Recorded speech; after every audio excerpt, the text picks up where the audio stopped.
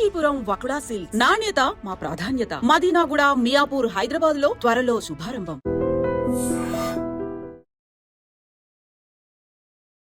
Hi, hello, నమస్తే, welcome back to iDream media. ఈరోజు మనతో ఉన్నారు సర్టిఫైడ్ ఫైనాన్షియల్ ప్లానర్ అయిన మాధవిరెడ్డి గారు. సో మ్యామ్తో మాట్లాడదాం. Hi ma'am. హలో అండి. Ma'am, we are observing the market and last few మంత్స్గా ఎలా ఉంది అనేది, అండ్ ముఖ్యంగా ఈ ఫాల్లో హెవీగా డిస్పర్స్ అయిన ఫండ్స్ ఏమేమి ఉన్నాయి, ఎఫెక్ట్ అయిన ఫండ్స్ ఏమి ఉన్నాయి నెగిటివ్గా? డెఫినెట్లీ అంటే ప్రతి ఫాల్ ఆ సిచ్యువేషన్ డిఫరెంట్గా ఉంటుంది. సో ఈసారి మనకు వచ్చిన ఫాల్లో మనం బాగా ఏవి ఎఫెక్ట్ అయ్యాయి మ్యూచువల్ ఫండ్స్ అంటే ఆల్మోస్ట్ 22% అండి. అంటే just in the matter of 4-5 మంత్స్లోనే 22% అనే వాల్యూ అనేది తగ్గిపోయింది. అంటే మీరు ₹1,00,000 పెడితే 10 లక్షలు పెడితే మనకి ఆల్మోస్ట్ 2 లక్షలు మీకు ఆ ఫాల్లోనే తగ్గిపోయాయి అనమాట. సో అలాంటి ఫండ్స్ కొన్ని మనం ఇక్కడ మెన్షన్ చేద్దామండి. So Tata infra fund, Motilal Oswal defence fund, Kotak PSU fund, Bandhan infra fund, అలానే ఇన్వెస్కో పిఎస్యు ఫండ్. సో ఇవే నేను ప్రత్యేకంగా ఎందుకు చెప్తున్నానంటే ఇవి ఎక్కువగా ఫాలో అయ్యాయి. అండ్ మిగతా ఫండ్స్తో చూసుకుంటే, మిగతా మ్యూచువల్ ఫండ్స్తో చూసుకుంటే ఇవి ఎక్కువగా ఫాలో అయ్యాయి. ఇవి ఎందుకు ఫాలో అయ్యాయి అనేది మనం చూసుకున్నట్లయితే ఇవన్నీ సెక్టార్ ఫండ్స్ అండి. అంటే ఏవైతే ఈ ఇన్ఫ్రా, డిఫెన్స్, పిఎస్యు ఇవన్నీ ఉన్నాయో అంటే ఈ ఫండ్స్లో పెట్టిన అమౌంట్ అంతా కూడా ఆ పర్టికులర్ సెక్టార్లోనే పెడతారు. డైవర్సిఫికేషన్ అనేది ఉండదు. సో ఎప్పుడైతే ఆ సెక్టార్ ఫండ్స్ ఆ సెక్టార్ కానీ బాగా డౌన్ అయిందనుకోండి, so immediately you can see more risk in that. So మనం కూడా మ్యూచువల్ ఫండ్స్లో highly risk mutual fund scheme ఏదైనా ఉందని మీరు నన్ను అడిగితే అది సెక్టార్ ఫండ్ అనే చెప్తాం. So there are many types of mutual funds ఉంటాయి. అంటే ఈక్విటీలోనే large cap, mid cap, sector funds, diversified funds, తర్వాత ఇలా మనకి ఈటీఎఫ్స్, ఇలా రకరకాలు ఉంటాయి. యాక్టివ్ ఫండ్స్, పాసివ్ ఫండ్స్ అనేది ఇంకా జనాలకు అంత క్లారిటీ లేదు. అండ్ ఇన్వెస్ట్మెంట్ ఎలా ఉంటుంది, రెండింటి మధ్య డిఫరెన్స్ చెప్తారు. సో చాలా మందికి యాక్టివ్ ఫండ్స్ అంటే ఏంటి, పాసివ్ ఫండ్స్ అంటే ఏంటి అనేది ఎందుకు ఇప్పుడు తెలుసుకోవాల్సి వచ్చిందంటే ఈసారి పాసివ్ ఫండ్స్ కన్నా అంటే యాక్టివ్ ఫండ్స్ కొంచెం మంచిగా పెర్ఫార్మెన్స్ చేశాయండి. సో ప్యాసివ్ ఫండ్స్ అంటే ఏంటంటే ఒక ఇండెక్స్ని బై చేయడం, అది స్మాల్ క్యాప్ ఇండెక్స్ కానీ లేకపోతే నిఫ్టీ ఇండెక్స్ కానీ, ఇట్లా మనము ఇండెక్స్నే బై చేసుకుంటే దాన్ని మనము ప్యాసివ్ ఫండ్స్ అంటాం. ఈటీఎఫ్స్, ఇండెక్స్ అంటే ఏంటంటే ఇందులో ఫండ్ మేనేజర్ చేసేది ఏమి ఉండదు. He need not to make any kind of decisions.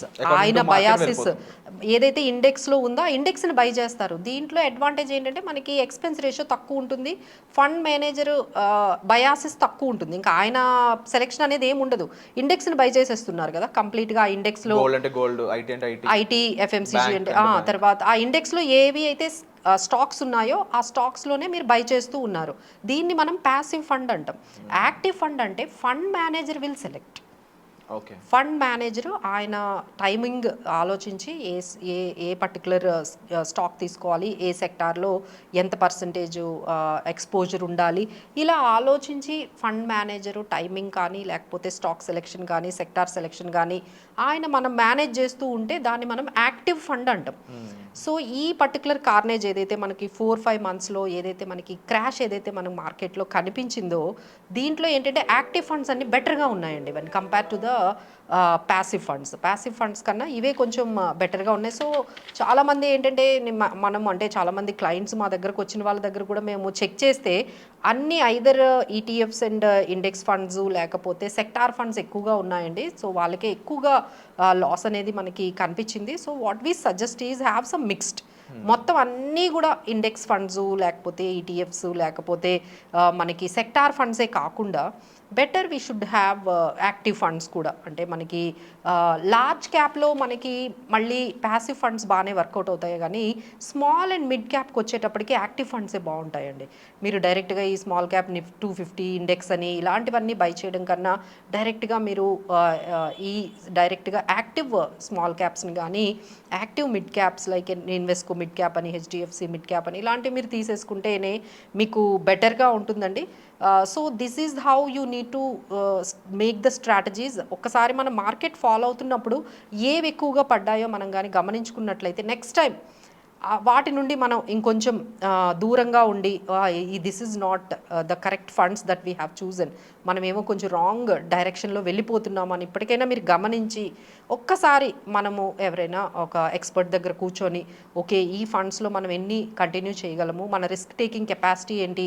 Sector ఫండ్స్లో ఎక్కువగా వెళ్ళిపోయారండి. ఈవెన్ మాకు ఒక రీసెంట్గా ఒక క్లయింట్ వచ్చారు, ఆయన దగ్గర అన్నీ ఇవే సెక్టార్ ఫండ్సే, పిఎస్యు ఫండ్, ఇన్ఫ్రా ఫండ్, తర్వాత హెల్త్ కేర్ ఫండ్లు, ఇక అన్నీ అనమాట, అన్ని సెక్టార్స్లో ఆయన వెళ్ళిపోయారండి. So now he has realized లేదు ఏదో తప్పు జరుగుతుంది, ఆయన కొంచెం అర్థమైంది. So immediately he has approached అస్.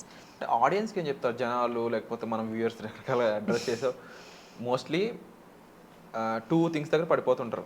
తక్కువలో వస్తుంది బట్ మార్కెట్ లో మెయిన్ పాయింట్ మీకు ప్రొఫెషనల్ తెలిసిందే, తక్కువలో కొంటే తక్కువగా వస్తుంది ప్రాఫిట్ అనేది, దాన్ని నువ్వు హెవీ ప్రాఫిట్ ఆలోచించలేవు.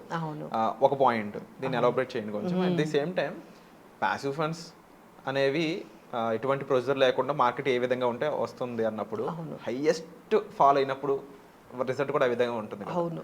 ఏం చెప్తారు? దట్స్ వాట్ అండి. అంటే ప్రతి దానికి ఏంటంటే ఒకటే థీమ్ మీద వెళ్ళిపోకూడదు.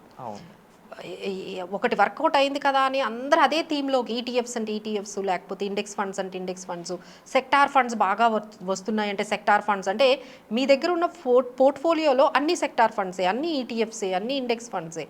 అలా కాకుండా కొంచెం మిక్స్డ్గా మనం కానీ స్ట్రాటజికల్గా డైవర్సిఫై చేసుకుంటూ మల్టీ క్యాప్ ఫండ్స్ తీసుకోవడము, యాక్టివ్ ఫండ్స్ తీసుకోవడము, ఒక లార్జ్ క్యాప్ ఫండ్స్ తీసుకోవడము, ఇక ఎప్పుడైనా ఇలాంటి సిచ్యువేషన్లో మల్టీ అసెట్ ఫండ్స్ తీసుకోవడము, గోల్డ్ ఫండ్ ఒకటి యాడ్ చేసుకోవడము. అంటే వీళ్ళు ఏంటంటే 20-30% ఎక్స్పెక్టేషన్స్ అలా ఉండేటప్పటికి వీళ్ళు ఏం చేస్తున్నారంటే రిస్క్ని మేనేజ్ చేయడం పక్కన పెట్టేస్తున్నారు. సో ఈ రిస్క్ని ఎప్పుడైతే మేనేజ్ చేయలేదో, ఎప్పుడైతే మార్కెట్ ఫాల్ అయిందో, immediately they can see more downfall and more loss compare to the people who have done స్ట్రాటజికల్గా. And one more thing address చేయాల్సింది, ఐ గాట్ ఇట్ అవుట్ ఏంటి అంటే, పర్సనల్ ఫైనాన్స్ అనేది మేనేజ్ చేయడానికి ఒక స్టాక్ బ్రోకర్ దగ్గరికి వెళ్ళమంటారా, నేను సర్టిఫైడ్ ఫైనాన్షియల్ ప్లానర్ దగ్గరికి వెళ్ళాలి? ఆ డిఫరెన్స్ కాస్త సంభవం ఇది దాన్ని డెఫినెట్లీ అండి. అంటే బ్రోకర్స్కి కానీ వీళ్ళకి మాకు ఉన్న డిఫరెన్స్ ఏంటంటే, ఇప్పుడు మీరు జస్ట్ ఒక కాల్ చేశారనుకోండి, ఒక బెస్ట్ 5 ఫండ్స్ చెప్పండి అన్నారనుకోండి, మీరు చెప్పారనుకోండి, so you are not expert.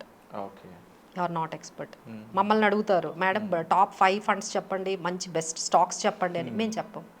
ఎందుకంటే వితౌట్ అండర్స్టాండింగ్ యూ, అసలు మీరు ఏంటి, మీ ఇన్కమ్ ఏంటి, మీ గోల్స్ ఏంటి, మీ రిస్క్ టేకింగ్ ఎబిలిటీ ఏంటి, మీరు అసలు ఎన్ని సంవత్సరాలు మీరు ఈ పర్టికులర్ ఈక్విటీలో ఉండబోతున్నారో, ఈ క్వశ్చన్స్ అన్నీ తెలియకుండా నేను ఎలా సజెస్ట్ చేస్తాను? ఓకే, అలా సజెస్ట్ చేశారు అంటే వాళ్ళు నిజంగా ఎక్స్పర్ట్ కాదు. So this is the only top 5 funds అనేది ఎవరైనా చెప్పినా టాప్ స్టాక్స్ అదే టిప్స్ వస్తాయి.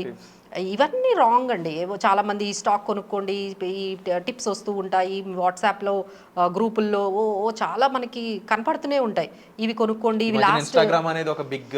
ఇంకోటి ఏంటంటే, మనం పాస్ట్ పెర్ఫార్మెన్స్లు చూపించి ఎవరైతే మీకు కొనుక్కోమని చెప్పారో అది కూడా తప్పే. లాస్ట్ 30% వచ్చింది, ఇది లాస్ట్ 40% రిటర్న్ వచ్చింది, ఇది పెట్టండి అని మీకు ఎవరైతే చెప్తున్నారో అది కూడా ఎక్స్పర్ట్ చెప్తున్నట్టు కాదు.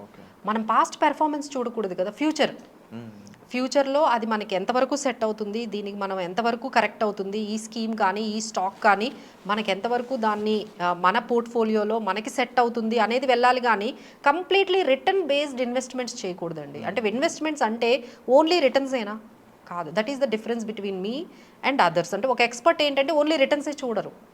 మేమేంటంటే ఇలాంటి ఫాల్లో కూడా తక్కువ లాస్తో బయటకు వచ్చేటట్టు చూస్తాం క్లయింట్స్ని. సో ఓన్లీ రిటర్న్సే కాకుండా ఇన్వెస్ట్మెంట్ అంటే లిక్విడిటీ ఉండాలి, రిస్క్ మేనేజ్మెంట్ ఉండాలి, బ్యాలెన్స్ ఉండాలి, అంటే ఫ్యూచరిస్టిక్గా ఉండాలి. పాస్ట్లోనే ఉండిపోతే ఎలా? పాస్ట్లో 30% ఉండొచ్చు, బట్ ఇక్కడ నుంచి దానికి ర్యాలీ రాకపోతే మోస్ట్లీ ఇలాంటి ఫాల్స్ అనేవి కూడా ఇవన్నీ ఒక లెసన్గా మారుతూ ఉంటాయంట. అవునండి. సో ఇలాంటి లెసన్స్ అన్నీ నేర్చుకోవచ్చు. నేర్చుకున్న తర్వాత మన పోర్ట్ఫోలియోలో కూడా ఇలాంటి మిస్టేక్స్ జరిగితే డెఫినెట్లీ వాటిని మనం కరెక్ట్ చేసుకోవాలండి. కరెక్ట్ చేసుకొని నెక్స్ట్ ఇంకొక స్ట్రాటజీ పెట్టుకొని మనకేది స్ట్రాటజీ అప్లై అవుతుందో అదే చేయాలండి. అంతేగాని వాళ్ళు చెప్పారు, వీళ్ళు చెప్పారు, వాళ్ళకి బాగా రిటర్న్స్ వచ్చాయి, మనకి కూడా అంతే రిటర్న్స్ వస్తాయి, ఇవి ఎక్కువగా అయిపోయాయండి. ఆయనకి 50% వచ్చిందంటే నేను అందులో పెడతాను, ఆయనకి ప్రాఫిట్ వచ్చిందంటే నేను అందులో పెడతాను. చేస్తానంటే అది ఆయనకి సెట్ అవ్వచ్చండి. బట్ మీరు తీసుకునే టైమింగ్ అది డిఫరెంట్ అయి ఉండొచ్చు. And ఆ టైంకి మీరు లాస్లోకి వెళ్ళిపోవచ్చు. ఇన్వెస్ట్మెంట్ క్యాపబిలిటీ అనేది కూడా చాలా ఒక్కొక్కరి సిచ్యువేషన్ ఒక్కొక్కరిలా ఉంటుంది కదండి. మీ కెపాసిటీ వేరు, మీ ఎర్నింగ్ కెపాసిటీ వేరు, మీ ఫైనాన్షియల్ క్యాపబిలిటీ వేరు, ఆయనది డిఫరెంట్గా ఉండొచ్చు కదా. సో మనం అలా కంపేర్ చేసుకోకుండా ఒక ఇండివిజువలిస్టిక్గా, ఒక కస్టమైజ్డ్గా మీకు ఏది సెట్ అవుతుందో అదే తీసుకోవాలండి.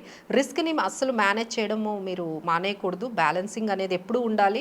ఇన్వెస్ట్మెంట్స్ అంటే ఓన్లీ రిటర్న్స్ కాదు, రిస్క్ మేనేజ్మెంట్ కూడా చూసుకోవాలి.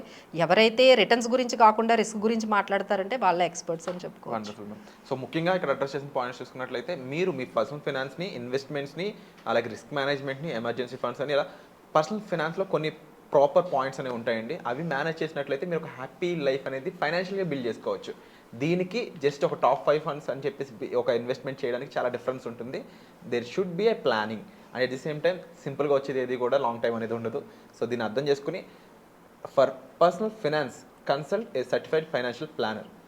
సో దానికి సంబంధించి మీకు మ్యామ్ ఇప్పుడు హెల్ప్ఫుల్గా ఉంటారు కాబట్టి డిస్ప్లే అవుతున్న నెంబర్స్ కాల్ చేసి మీరు మ్యామ్ సంప్రదించవచ్చు. అలాగే వచ్చే ఎపిసోడ్లో మళ్ళీ కలుద్దామండి. Thank you so much.